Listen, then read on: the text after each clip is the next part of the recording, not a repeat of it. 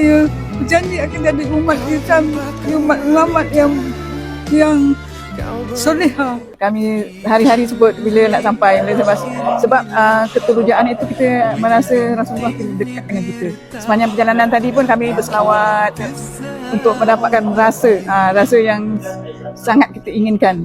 Sampai sini memang gitulah. Rasa nak menitik air mata tengok akhlak yang ditinggalkan oleh Rasulullah. Kalau tuan-tuan dan perempuan nak rasa begitu teruja begitu, terharu, dapat dekat dengan Rasulullah, datanglah di sini. Bukan jauh sangat pun, dalam negeri Johor saja. Saya rasa amat-amat terharu. Dan saya merasa amat bangga dapat bersama di sini akhirnya.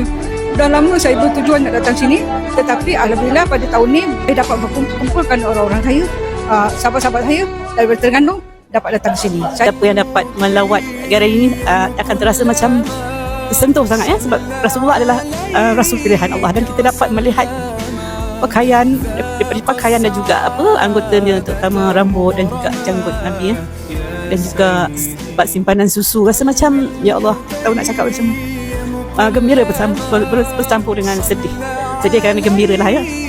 Galeri Aura Islam terbaik. Galeri Aura Islam adalah yang terbaik yang pernah saya kunjungi.